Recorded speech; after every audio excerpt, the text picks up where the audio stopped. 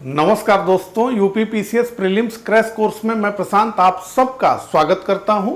इस crash course का ये 68th और इंडियन पॉलिटी का ये मेरा 9th लेक्चर है, जिसमें मैं आपसे डिस्कस करूंगा डीपी, एसपी और फंडामेंटल ड्यूटीज के बारे में। इस प्रोग्राम में जो यूपी पीसीएस प्रीलिम्स के लिए हम लोग चला रहे हैं, इसमें कुल 151 लेक्चर हैं और इन 151 लेक्चर्स के माध्यम से हम यूपी पीसीएस प्रीलिम्स के पूरे सिलेबस को कवर कर रहे हैं। तो A to Z जितना भी सिलेबस है यूपी पीसीएस प्रीलिम्स का, जो भी चीजें आपको पढ़नी जरूरी हैं यूपी पीसीएस प्रीलिम्स के लिए, वो सब इस क्रैश कोर्स के माध्यम से हम लोग एक क्रम से कवर कर रहे हैं। और इसलिए मैं निवेदन आपसे करना चाहूंगा कि अगर आप इस क्रैश कोर्स को देख रहे हैं तो एक क्रम से देखते हुए चलिए। सारे सब्जेक्ट्स आपके इस क्रैश कोर्स में कवर हो रहे हैं। ये सारी चीजें आपको फ्री ऑफ कास्ट उपलब्ध कराई जा रही हैं। और निश्चित रूप से यकीन मानिए कि यूपी पीसीएस प्रीलिम्स का जब आप एग्जाम देंगे तो आपको बहुत सारे प्रश्न जो है इस क्रैश कोर्स में के माध्यम से आपको परीक्षा में देखने को मिलेंगे, जो कि इस क्रैश कोर्स में पढ़ाए गए हैं। इसलिए सभी वीडियो लेक्चर्स को एक क्रम से आप देखते हुए आगे बढ़िए। साथ ही साथ अगर आपने अभी तक इस चैनल को सब्सक्राइब नहीं किया है तो इसको सब्सक्राइब कर दीजिए। और मेरा ये प्रयास आपको जैसा भी लगे उस हिसाब से अपनी प्रतिक्रिया जरूर दीजिए। अगर अच्छा लगे तो इस वीडियो को लाइक करिए। कोई आपका विचार है, कोई सुझाव है तो वो कमेंट करके कमेंट बॉक्स में जरूर बताइए, ठीक है। तो चलिए अब इस लेक्चर को हम प्रारंभ करते हैं और हमें पढ़ना है डीपीएसपी और फंडामेंटल ड्यूटीज को। फंडामेंटल राइट्स को हमने पढ़ लिया है, बहुत बड़ा वो चैप्टर था, ठीक है। तो राज्य के नीति निर्देशक तत्व, राज्य के नीति निर्देशक तत्वों का उल्लेख किया गया है संविधान के भाग 4 में, ठीक है। और मौलिक अधिकारों का उल्लेख किया गया है संविधान के भाग 3 में। तो अनुच्छेद कौन से हैं? तो अनुच्छेद 36 से लेकर के अनुच्छेद 51 तक बात करते हैं directive principle of state policy के बारे में। तो देखिए, जो 1935 का भारत शासन अधिनियम था, उस भारत शासन अधिनियम में अनुदेश प्रपत्र थे, इंस्ट्रूमेंट ऑफ इंस्ट्रक्शंस थे। तो बहुत सारे इंस्ट्रक्शंस बताए गए थे। किसको बताए गए थे? तो भारत के गवर्नर जनरल और वायसराय को बताए गए थे। और साथ ही साथ जो प्रेसिडेंसीज के गवर्नर्स थे उनको भी वो इंस्ट्रक्शन बताए गए थे। जैसे मद्रास प्रेसिडेंसी हो गई जो है, इसके अलावा बंबई प्रेसिडेंसी हो गई। इस तरह के जो गवर्नर्स थे उनके लिए ये अनुदेश प्रपत्र तैयार किया गया था। और ये जो अनुदेश प्रपत्र हैं, इंस्ट्रूमेंट ऑफ इंस्ट्रक्शन हैं, ये भारत शासन अधिनियम 1935 में जो वर्णित हैं, ये जो है हमारे डीपीएसपी के समान ही है, directive principle of state policy के समान ही है। अंतर इतना है कि इसमें राज्य को वो निर्देश दिए गए हैं और वहां पर गवर्नर जनरल वायसराय और जो है जो प्रेसिडेंसीज थे उनके गवर्नर्स के लिए वो निर्देश जारी किए गए थे, ठीक है। लेकिन इससे आप ये कंफ्यूज ना होइए कि इसका स्रोत इसका स्रोत मतलब डीपीएसपी का स्रोत 1935 के भारत शासन अधिनियम से है। नहीं, डीपीएसपी को भारत के संविधान से लिया गया है, आयरलैंड के संविधान से। भारतीय संविधान के स्रोत को पढ़ते हुए हमने इस बात को अच्छे तरीके से समझा था कि भारतीय संविधान में डीपीएसपी का प्रावधान आयरलैंड के संविधान से लिया गया है। लेकिन अगर आपसे प्रश्न पूछे कि भारतीय संविधान में डीपीएसपी का प्रावधान किस अधिनियम से प्रभावित है, और वहां पर जो है अधिनियम की बात करें, तब आप कहेंगे कि भारत शासन अधिनियम 1935 में वर्णित जो अनुदेश प्रपत्र थे उसी के ये समान है। तो अगर अधिनियम के रूप में पूछ ले या फिर ऐसे ऑप्शंस दे जिसमें आयरलैंड न हो लेकिन 1935 का भारत शासन अधिनियम हो, तो आप उसी पे टिक करेंगे, ठीक है। तो इतनी बात हमने समझ ली। अब आगे बढ़ते हैं। तो डीपीएसपी जो है ये संविधान की प्रस्तावना में लिखा है। संविधान की प्रस्तावना में सामाजिक, आर्थिक और राजनीतिक न्याय, स्वतंत्रता, समता और बंधुत्व की भावना पर आधारित है। अब यहां मूल विषय जो समझने का है वो ये है कि डीपीएसपी गैर न्यायोचित है, यानी नॉन जस्टिएबल है, यानी अवाद्य योग्य है। इसको तीनों तरीके से हम कह सकते हैं। यानी डीपीएसपी में जो प्रावधान लिखे गए हैं उन प्रावधानों को के उल्लंघन पर आप कोर्ट नहीं जा सकते, जबकि मौलिक अधिकार आपका हनन अगर किया जा रहा है तो आप तुरंत जो है कोर्ट में चले जाएंगे और कहेंगे कि हुजूर मेरे मौलिक अधिकारों का तो हनन हो रहा है, तो तुरंत हुजूर जो है उस बात को ध्यान से सुनेंगे और उसकी जांच करेंगे। लेकिन यहां पर क्या है कि डीपीएसपी में जो भी चीजें लिखी गई हैं उन चीजों को लेकर के आप अदालत में नहीं जा सकते। तो डीपीएसपी क्या है? गैर न्यायोचित है और गैर परिवर्तनीय है, यानी इसे कानून के जरिए इन्फोर्स नहीं किया जा सकता, यानी कानून के जरिए इसको जो है इन्फोर्स नहीं आप करवा सकते, यानी यह परिवर्तनीय नहीं है। लेकिन डीपीएसपी का उद्देश्य क्या है?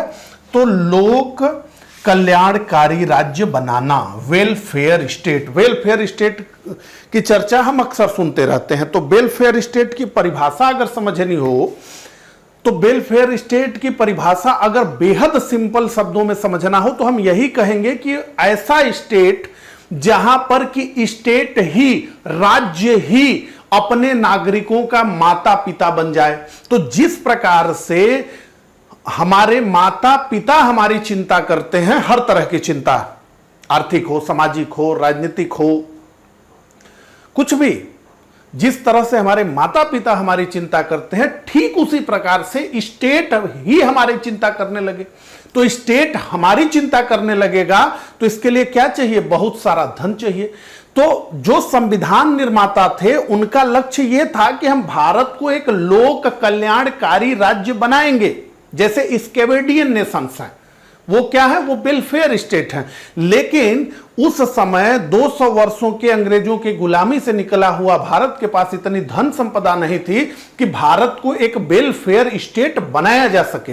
तो ये आकांक्षा है मन में कि हम भारत को वेलफेयर स्टेट बनाएंगे। कब बनाएंगे? तो उसके लिए संसाधन हो जाएंगे, तब हम बनाएंगे वेलफेयर स्टेट। अब यहां पर देखिए, मतलब मैं क्या बताना चाहता हूं वो समझ लीजिए। अब अनुच्छेद 41 क्या कह रहा है? अनुच्छेद 41 कह रहा है कि बुढ़ापे में, बेरोजगारी के समय और बीमारी और निशक्तता की दशा में लोक सहायता पाने का अधिकार। तो लोक सहायता तो सरकार तब करेगी ना जब उसके पास पैसा हो, ठीक है? तो बूढ़ा आदमी है, कुछ कर नहीं सकता, तो इसके बारे में सोचिए। बेरोजगार है तो इसको रोजगार दीजिए, या रोजगार नहीं है तो बेरोजगारी भत्ता दीजिए, इसके लिए पैसा चाहिए। बीमार व्यक्ति है तो इसके लिए क्या करिए? इसके इलाज का प्रबंध करिए, तो इलाज में क्या लगेगा? पैसा लगेगा। निशक्त है यानी कुछ भी कर नहीं सकता, हो सकता है कि वो दिव्यांग हो, तो निशक्त है तो अब उसकी सहायता करिए, वो कोई काम नहीं कर सकता। तो ये क्या है?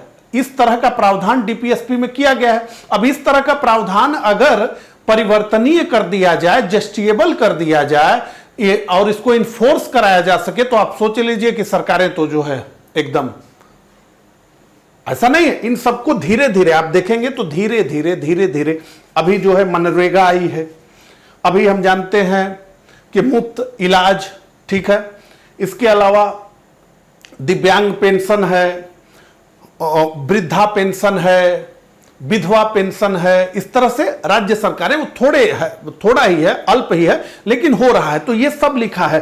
तो इसीलिए मैं बताना ये चाहता हूं कि इन सब चीजों को अगर कानून के जरिए आप लागू करवाने की स्थिति में हो जाएंगे तो फिर जो है राज्य सरकारों के पास इतना फंड नहीं। तो आपसे प्रश्न पूछा जाएगा कि लोक कल्याणकारी राज्य की कल्पना कहां की गई है संविधान में? तो आप कहेंगे कि डीपीएसपी में, ठीक है। अब इसके बाद आइए, तो उच्चतम न्यायालय के अनुसार मूल अधिकार और डीपीएसपी एक दूसरे के पूरक है। अब इस लाइन को लिखे जाने का क्या मतलब है? तो इसका मतलब यह है कि इंदिरा गांधी का, जो भारत की प्रधानमंत्री थी, उनका फोकस बहुत अधिक था। उन्होंने कहा कि नहीं, मौलिक अधिकार नीचे है, डीपीएसपी ऊपर है। तो डीपीएसपी को वरीयता है मौलिक अधिकार पर। तब जो है सुप्रीम कोर्ट ने यह कहा कि मूल अधिकार और डीपीएसपी एक दूसरे के पूरक हैं, एक दूसरे के पूरक हैं, किंतु इन दोनों में मूल अधिकार का महत्व अधिक है और केवल अनुच्छेद 39B और 39C को अनुच्छेद 14 और 19 पर वरीयता दी गई। ठीक है, इसके अलावा देखिए केटी शाह के शब्दों में यह प्रश्न भी पूछा गया है। केटी शाह कहते हैं कि राज्य के नीति निर्देशक सिद्धांत एक ऐसा चेक है जो बैंक के सुविधानुसार अदा किया जाता है। ठीक है, देखिए अब कई लोगों ने यह कहा कि जो डीपीएसपी भारतीय संविधान में है वो असल में भावनाओं का एक कूड़ा खाना है, मतलब जो मन में आपके आ रहा है वो लिखते चले जा रहे हैं, लिखते चले जा रहे हैं। अब कोर्ट में जाकर उसको हम लागू करा नहीं सकते। उसका कुछ सरकारों पर भी आपने इस तरह का निर्देश नहीं दिया है कि नहीं जो है इसको आपको मानना ही है। तो डीपीएसपी का मतलब क्या है? डीपीएसपी का बस इतना मतलब है कि अगर राज्य कोई कानून बना रहा है तो एक बार डीपीएसपी की तरफ देख ले और देख ले कि डीपीएसपी में क्या कहा गया है। तो डीपीएसपी से सुसंगत कानून उसे बनाना चाहिए, यह कहा जा रहा है। डीपीएसपी से रिलेटेड योजनाएं उसको लेकर के आनी चाहिए, या कोई योजना बना रहा है तो एक बार डीपीएसपी की तरफ देख ले कि उसमें क्या लिखा है। लेकिन यह केवल किया जाना चाहिए, बस। अगर सरकार नहीं कर रही है तो कोई बात नहीं है। तो फिर इसका मतलब क्या है? इसीलिए आप देखें तो डीपीएसपी को लेकर के बहुत सारे बयान दिए गए, जैसे यही केटी शाह का बहुत प्रसिद्ध है। क्या कहा इन्होंने? राज्य के नीति निर्देशक सिद्धांत एक ऐसा चेक है जो बैंक के सुविधा अनुसार अदा किया जाता है। तो आपके पास चेक तो है, लेकिन उस चेक को तभी आप बजा सकते हैं जब बैंक ये कहेगा कि अच्छा भाई हम आपका चेक जो है एक्सेप्ट करने के लिए तैयार है। ठीक है, तो इसी तरह की बात डीपीएसपी। तो डीपीएसपी का मूल यही है कि अगर सरकारें कानून बना रहे हैं, कोई योजना चला रहे हैं तो डीपीएसपी को देखें, लेकिन उनके लिए यह जरूरी नहीं है कि उस डीपीएसपी के अनुसार ही वो कार्य करें। ठीक है, और एक चीज ये है कि डीपीएसपी को कहा गया कि यह मूलभूत है। ठीक है, चलिए इतनी बात आपने समझ लिया। तो अब मूल अधिकार और राज्य के नीति निर्देशक तत्वों में अंतर क्या है, थोड़ा सा समझ लें। तो देखिए मूल अधिकार क्या है? मूल अधिकार है ये व्यक्तियों को दिया गया अधिकार है। तो हमें जो अधिकार मिला है संविधान के माध्यम से वो मूल अधिकार है। ठीक है, लेकिन राज्य के नीति निर्देशक तत्व क्या है? तो ये राज्य को सौंपे गए दायित्व हैं कि भैया तुमको ऐसे ऐसे ऐसे ऐसे ऐसे ये काम करना है। तो ये राज्य को सौंपे गए दायित्व हैं। ये क्या है? ये न्यायोचित है, परिवर्तनीय है। और ये क्या है? गैर न्यायोचित है, परिवर्तनीय नहीं है, तो नॉन जस्टिएबल है और इन्फोर्सेबल है नहीं है। ठीक है, तो ये हो गया। इसमें क्या है? तो इसमें राजनीतिक लोकतंत्र की भावना है मूल अधिकार में। तो सबको वोट देने का अधिकार है, सबको चुनाव लड़ने का अधिकार है, बहुत सारे अधिकार हैं। लेकिन यहां सामाजिक व आर्थिक लोकतंत्र की भावना निहित है। तो आपसे पूछा जाएगा कि सामाजिक और आर्थिक लोकतंत्र की भावना संविधान में कहां? तो आप कहेंगे कि वो जो है डीपीएसपी में है। ठीक है, ये क्या है? ये व्यक्तिगत कल्याण को प्रोत्साहन देते हैं। ठीक है, ये व्यक्ति को मिले अधिकार है। और ये क्या है? ये समुदाय के कल्याण को प्रोत्साहन देते हैं। तो इनका स्वरूप हम देखें तो नकारात्मक है। ये राज्य के लिए सीमा निर्धारित करते हैं कि भाई ये व्यक्तियों के अधिकार हैं, इस अधिकार का अतिक्रमण आप नहीं कर सकते। ये क्या है? सकारात्मक है। क्यों? क्योंकि ये राज्य के नागरिकों के प्रति उत्तरदायित्व क्या है ये बताता है। ठीक है, इतना हमारे लिए रिवीजन के लिए पर्याप्त है समझने के लिए। अब देखिए, अब हमने कहा कि 36 से 51 तक है, तो 36 में क्या लिखा गया है? तो 36 में राज्य की परिभाषा लिखी गई है कि राज्य क्या होगा। इसी तरह से मौलिक अधिकार में अनुच्छेद 12 में भी राज्य की परिभाषा ही लिखी गई है। तो यहां पर राज्य की परिभाषा जो लिखी गई है वो स्पष्ट ये लिखा गया है कि अनुच्छेद 12 में जो राज्य शब्द का अर्थ है वही जो है राज्य शब्द का अर्थ यहां भी है। अब अनुच्छेद 37 आता है और अनुच्छेद 37 स्पष्ट रूप से यह लिखता है कि डीपीएसपी गैर न्यायोचित है। यही अनुच्छेद 37 में ही लिखा है कि डीपीएसपी गैर न्यायोचित है। यह ऐसा चेक है जो बैंक की सुविधा अनुसार भजा सकते हैं आप। तो इसके अनुसार डीपीएसपी न्यायालय द्वारा परिवर्तनीय, इन्फोर्सेबल न होते हुए भी देश के शासन में मूलभूत हैं। तो आपसे पूछेगा तो आपको याद रखना है कि डीपीएसपी देश के शासन में मूलभूत हैं। अतः राज्य का यह कर्तव्य होगा कि विधि निर्माण में इन तथ्यों का प्रयोग करे। ये आशा की गई है, ये उम्मीद उससे की गई है, ये उसको निर्देश दिया गया है, लेकिन वो नहीं भी कर सकती है। हालांकि बहुत सारे डीपीएसपी को जो है राज्य सरकारों ने इन्फोर्स भी किया है, उसको भी हम देखेंगे, ठीक है। तो राज्य के नीति निदेशक तत्व 3 वर्गों में विभाजित होते हैं।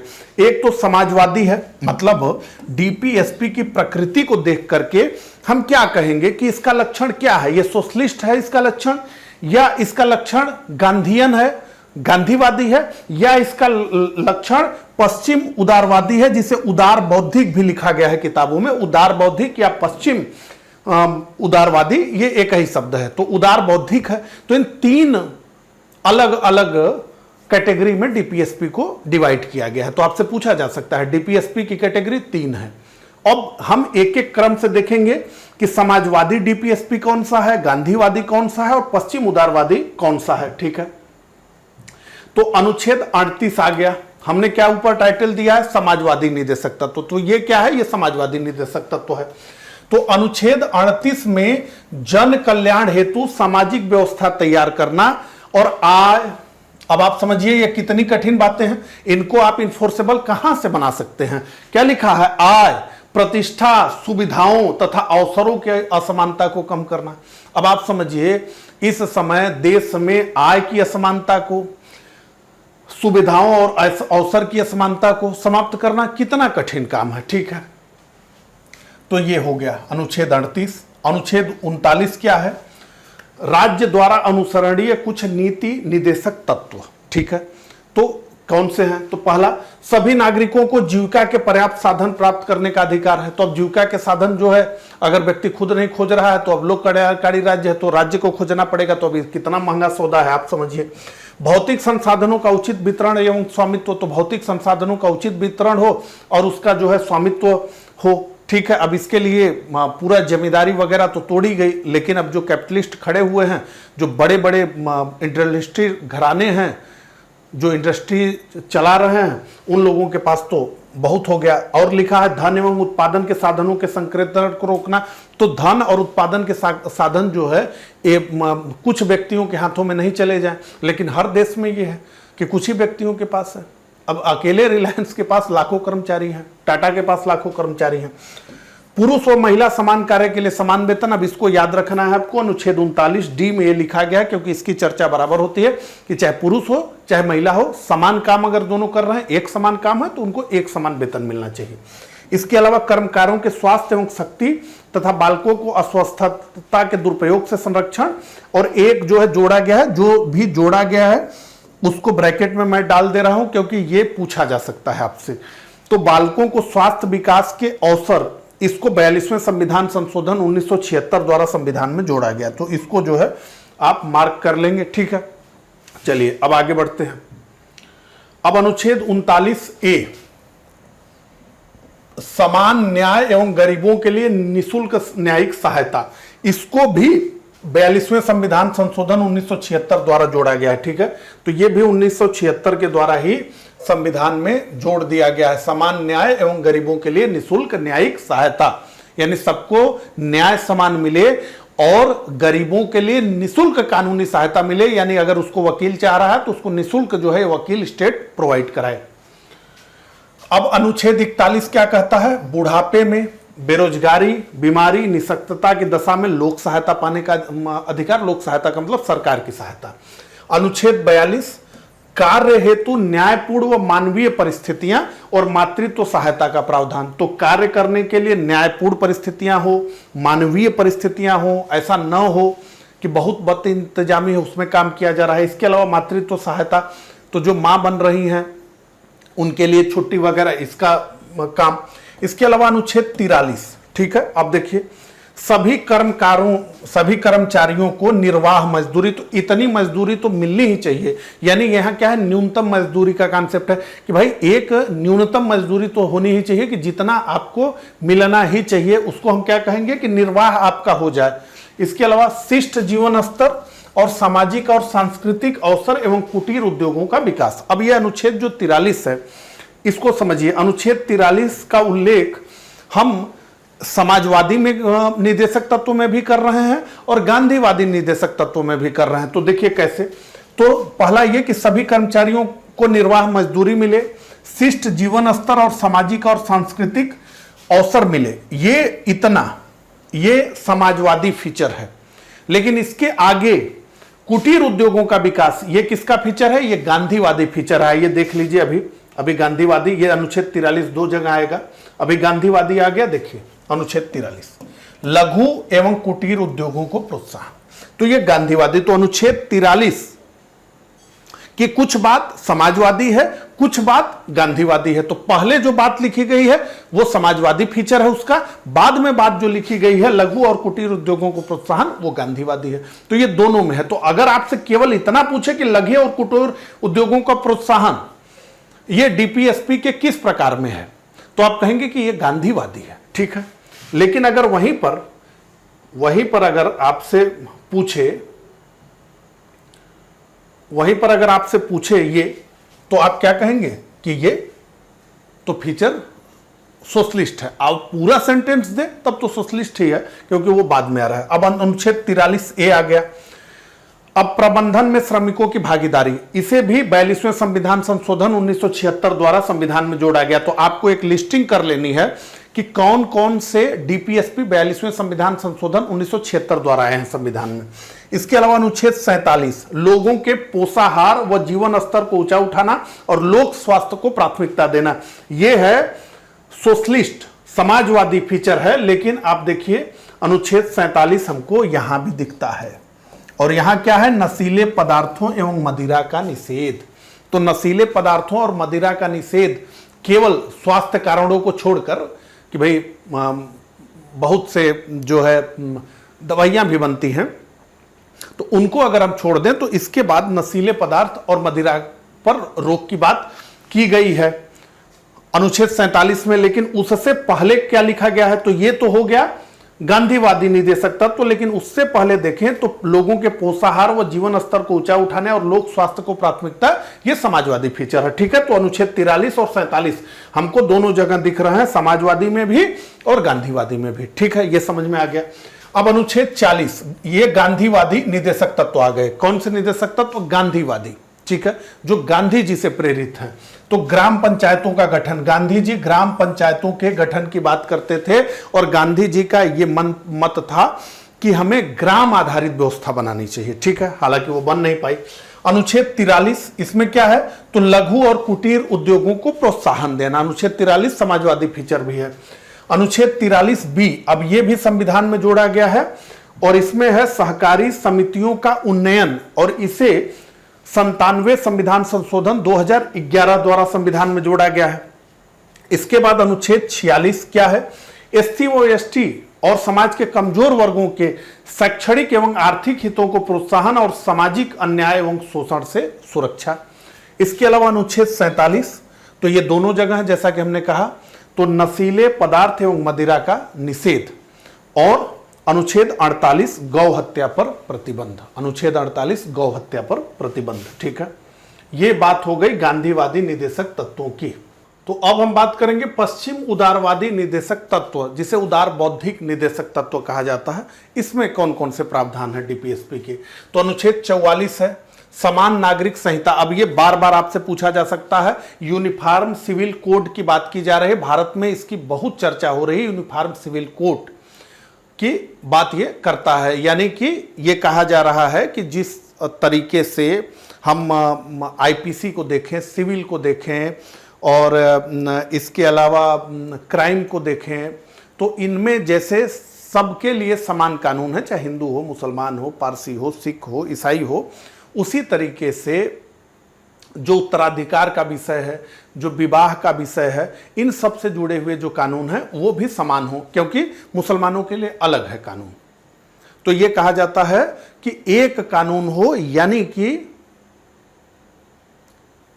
लॉ ऑफ द लैंड चले, यानी जैसे क्राइम में चलता है, सिविल में चलता है, ठीक है, उस तरीके से। तो 44 में इसका उल्लेख किया गया है, ये पूछा जाता है बार बार। अनुच्छेद 45 में लिखा गया है, सभी बच्चों को 14 वर्ष तक की आयु पूरी करने तक निःशुल्क और अनिवार्य शिक्षा मिलनी चाहिए। निःशुल्क हो और अनिवार्य शिक्षा मिलनी चाहिए। तो इसका तो इम्प्लीमेंटेशन हो गया, अनुच्छेद 21A के तहत ये मौलिक अधिकार बना दिया गया, ठीक है। अनुच्छेद 48 में उल्लेख है कृषि व पशुपालन को आधुनिक और वैज्ञानिक प्रणाली से करना। अब देखिए अनुच्छेद 48A आ गया, पर्यावरण संरक्षण तथा वन्य जीवों की रक्षा, इसे भी 42वें संविधान संशोधन 1976 द्वारा संविधान में जोड़ा गया। अनुच्छेद 49 है राष्ट्रीय महत्व के स्मारकों, स्थानों और वस्तुओं का संरक्षण करना। ठीक है, ये सब स्टेट को बताया जा रहा है। अनुच्छेद 50 है राज्य की लोक सेवाओं में कार्यपालिका को न्यायपालिका से पृथककरण। यह बार बार पूछा जाता है, कार्यपालिका से न्यायपालिका का पृथककरण ये कहां लिखा हुआ? तो आप कहेंगे कि ये डीपीएसपी में अनुच्छेद 50 में लिखा गया है। इसके अलावा अनुच्छेद 51 अंतर्राष्ट्रीय शांति और सुरक्षा की अभिवृत्ति, राष्ट्रों के बीच न्याय संगत व सम्मानपूर्ण संबंधों और अंतर्राष्ट्रीय विवादों को मध्यस्थता से निपटाने के लिए प्रोत्साहन देने का प्रयास, ये बार बार पूछा गया है। अंतर्राष्ट्रीय संबंध की बात किस अनुच्छेद में की गई है? अंतर्राष्ट्रीय संबंधों से जुड़ा हुआ संविधान का कौन सा अनुच्छेद है? तो आप कहेंगे अनुच्छेद 51। ठीक है, इतनी बातें हो गई, इतने जो है निदेशक तत्व को हमने देख लिया डीपीएसपी के तहत। लेकिन कुछ निदेशक तत्व और हैं, वो डीपीएसपी में उनका उल्लेख नहीं है, लेकिन वो संविधान के अलग अलग अनुच्छेदों में उनका उल्लेख है, उनको देख लीजिए। तो अनुच्छेद 335 है, क्या है इसमें? तो संघ या राज्य की सेवाओं में एससी और एसटी के सदस्यों का दावों का प्रशासन की दक्षता बनाए रखते हुए ध्यान दिया जाएगा। ठीक है, अनुच्छेद 350 राज्य भाषाई अल्पसंख्यक वर्ग के बच्चों को प्राथमिक स्तर पर मातृभाषा में शिक्षा की पर्याप्त सुविधाओं की व्यवस्था करेगा। और इसके अलावा अनुच्छेद 351 हिंदी भाषा के विकास के लिए निर्देश दिया गया है कि कैसे कैसे हिंदी भाषा का विकास होगा। तो ये अनुच्छेद 335, 350, 351 ये ध्यान में रखिए।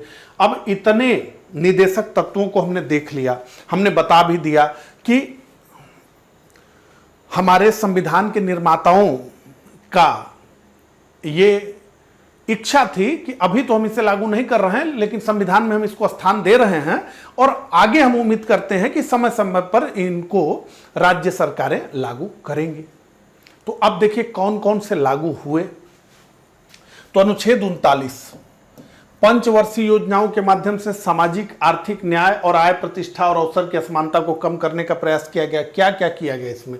तो भूमि सुधार कार्यक्रम चलाया गया, जमींदारी उन्मूलन किया गया, अतिरिक्त भूमि का भूमिहीनों में वितरण किया गया। तो कोई बहुत बड़ा लैंड पार्सल लेकर के बैठा है तो जमींदार है, उसकी जमींदारी तोड़ी गई, बहुत सारे जमीन उससे निकले और उसके बाद उसको जो भूमिहीन था उसको दे दिया गया। समान कार्य हेतु समान वेतन के आधार पर समान पारिश्रमिक अधिनियम 1976 बनाया गया।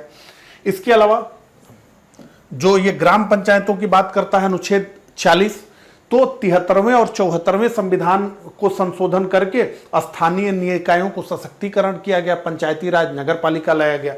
इसके अलावा अनुच्छेद 41 न्यूनतम मजदूरी अधिनियम की न्यूनतम मजदूरी रहेगी। मनरेगा आया कि बेरोजगार को रोजगार मिलेगा। दिव्यांगों हेतु आरक्षण आया बहुत सी नौकरियों में। इसके अलावा वृद्धा पेंशन का प्रावधान किया गया, मातृत्व सुरक्षा आदि योजना चली। इसके अलावा अनुच्छेद 45 तो 86वें संविधान संशोधन 2002 द्वारा 21A के तहत 6 से 14 वर्ष के बच्चों को निःशुल्क और अनिवार्य शिक्षा का प्रावधान किया गया। इसके अलावा अनुच्छेद 47 कुछ राज्यों द्वारा मदिरा का निषेध किया गया। गुजरात में निषेध है, बिहार में निषेध है। हालांकि मदिरा से जो रिलेटेड तथ्य है वो ये है कि राज्य सरकारों की आय का बहुत बड़ा माध्यम इस समय मदिरा पर लिया गया टैक्स है, इसीलिए जीएसटी के दायरे में वो नहीं आ गया। राज्य सरकारों के लिए इस समय आय का दो स्रोत बहुत बड़ा है, एक तो है पेट्रोल डीजल और दूसरा है मदिरा। और हम उत्तर प्रदेश की मैं बात करूं और मुझे ठीक से मैं गलती न करूं तो लगभग 45,000 करोड़ के आसपास का टैक्स की कमाई केवल शराब से है। और ऐसे में बिहार जैसे गरीब राज्य में मदिरा को बिल्कुल बंद कर देना और बंद करना पॉसिबल नहीं है, क्योंकि आप राष्ट्र तो है नहीं, आप हैं राज्य और आपके अगल बगल के सारे राज्यों में मदिरा बिक रही है, तो आप कितना रोक लेंगे और कितना बंद कर लेंगे। तो ये बहुत हैवी कास्ट जो है बिहार पर पड़ रहा है। और एक बात ये है कि जो पीने वाला है उसको कौन रोक सकता है, ये भी कहा जाता है, लेकिन मुख्यमंत्री जी कह रहे हैं कि नहीं हम रोक ही लेंगे। हालांकि कह रहे हैं कि बिहार में हर जगह मिल रहा है, तो उससे क्या हो रहा है, उससे जो है राज्य सरकार का घाटा हो रहा है और शराब तो बिकी रही है, तो नए नए माफिया आ गए। अब जैसे अन्य जगहों पर अलग अलग माफिया हैं, तो बिहार में भी एक नया टर्म आ गया कि शराब माफिया है। ठीक है, तो अनुच्छेद 48 कुछ राज्यों में गायों, बछड़ों और बैलों को काटने पर प्रतिबंध लगाया गया है। अनुच्छेद 48(1) वन्य जीव संरक्षण अधिनियम 1972, राष्ट्रीय वन संरक्षण अधिनियम 1980 और बाघ परियोजना, हाथी परियोजना और ये अंतर्राष्ट्रीय शांति की अभिवृत्ति की जो बात की गई थी अनुच्छेद 51 में, तो इसमें पंचशील समझौता है, गुट निरपेक्ष आंदोलन वगैरह जो है नेहरू जी के द्वारा कराए गए, ये भी इसमें शामिल है। ठीक है, तो ये नीति निर्देशक तत्वों का क्रियान्वयन हमने देख लिया। अब सीधे मौलिक कर्तव्य पर आएंगे हम, क्योंकि दोनों टॉपिक हमें कवर करना था। ठीक है, तो मौलिक कर्तव्य की अवधारणा को देखें तो भारत में तो कर्तव्यों पर बहुत फोकस किया गया। अगर हम भारत को देखें तो भारत में कर्तव्यों को बहुत जो है फोकस किया गया और अधिकारों की बात बाद में की गई। अगर हम सीधे सीधे रामायण को ही देखें तो हमें वहां पर भगवान राम हो या उनके भाई हैं, वहां केवल हमें हमारा क्या कर्तव्य है, क्या कर्तव्य है, क्या कर्तव्य है, यही दिखता है। इसके अलावा हम देखें तो भगवान श्री कृष्ण ने ही कहा गीता में कि भाई कर्म करो, तुम फल की चिंता मत करो। तो केवल दायित्व की बात थी, कर्तव्य की बात थी। कर्तव्य आप करो, अधिकार अपने आप आ जाएगा, इस तरह की बात थी। लेकिन आधुनिक लोकतंत्रों में कर्तव्य को बिल्कुल भुला दिया गया। तो अधिकार तो बहुत सारे दिए गए आधुनिक लोकतंत्रों में, अमेरिका में भी बहुत अधिकार दिया गया, भारत में तो भर भर के अधिकार दिया गया, लेकिन कर्तव्य का उल्लेख नहीं किया गया। तो मूल संविधान जो भारत का है उसमें मौलिक कर्तव्यों का उल्लेख ही नहीं किया गया। तो अधिकार तो सब बताए गए। तो हमारे संविधान निर्माता क्या थे? आदर्शवाद से वो उत्प्रेरित थे। तो उनको लगता था कि सब अच्छा, सब अच्छा, सब अच्छा ही होगा, सब बेहतर, सब बेहतर, सब बेहतर ही सोचेगा देश के लिए। तो इनको कर्तव्य बताने की आवश्यकता क्या है, लिखने की आवश्यकता क्या है? सबको अपना कर्तव्य पता है। लेकिन बाद में दिखने पर इंदिरा गांधी को दिखा कि अरे कर्तव्य तो ये सब कुछ जान ही नहीं रहे हैं, तो इनको तो कर्तव्य बताने की भी आवश्यकता है। तब जो है संविधान में 42वां संशोधन किया गया और संविधान में भाग 4A को जोड़ा गया और एक ही अनुच्छेद आया, अनुच्छेद 51A, और उसमें 10 मूल कर्तव्य लिख दिए गए। और बाद में 86वां संशोधन संविधान में किया गया 2002 द्वारा, और इसमें एक मौलिक कर्तव्य और जोड़ दिया गया। तो भारत के संविधान में कुल कितने मौलिक कर्तव्य हैं पूछा जाएगा तो आप कहेंगे कि 11। मूल रूप से मौलिक कर्तव्य कितने थे भारतीय संविधान में? तो आप कहेंगे कि 10, और मूल रूप से तो एक भी नहीं। ठीक है, आया तो संशोधन से ना, 42वें संविधान संशोधन से आया। ठीक है, पूछा जाएगा कि किस समिति की सिफारिश थी?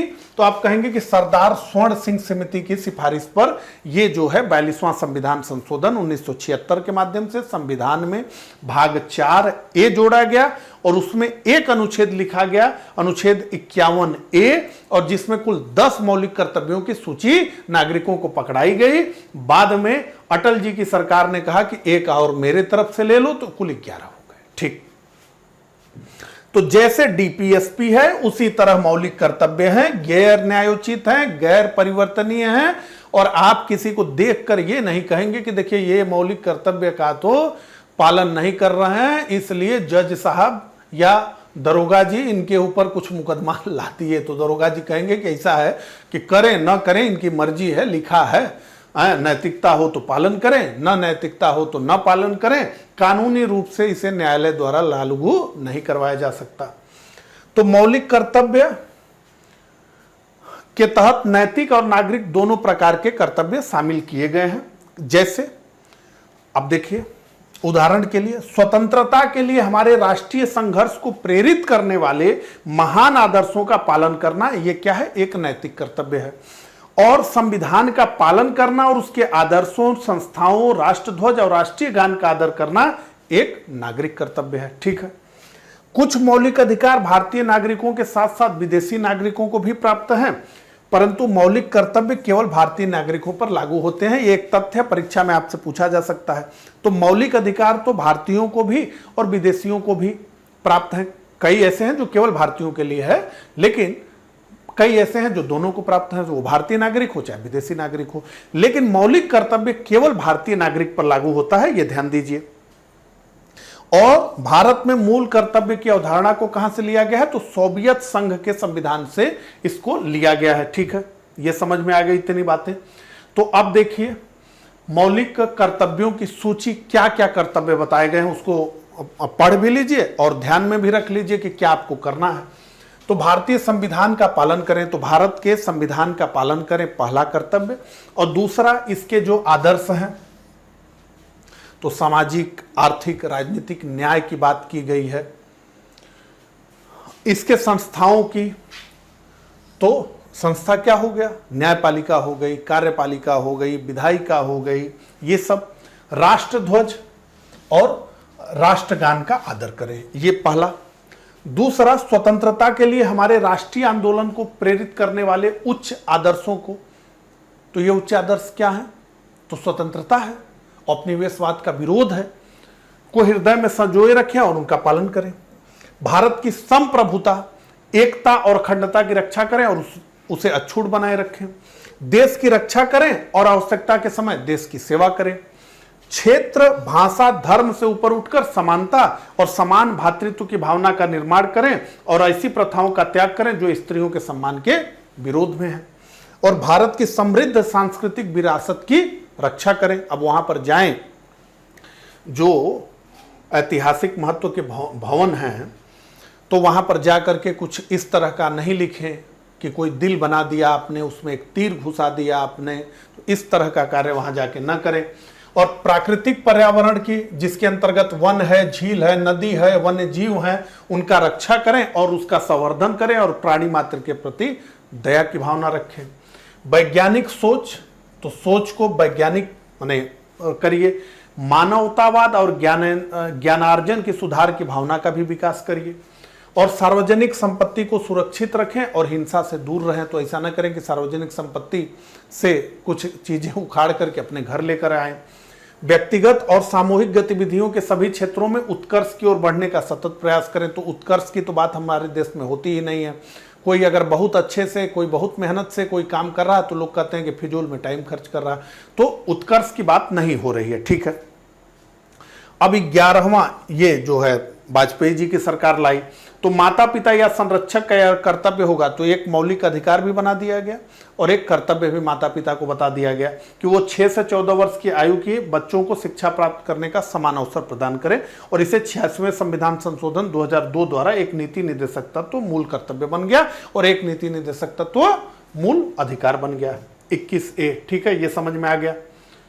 अब इनका महत्व क्या है, मौलिक कर्तव्यों को अब महत्व भी तो बताना पड़ेगा। अब मूल संविधान में लिखा नहीं गया था, आप लेकर के आए 42वें संविधान संशोधन के माध्यम से, यानी इंदिरा जी लेके आई, तो अब उनको बताना भी तो है कि इसका क्या लाभ है, ठीक है।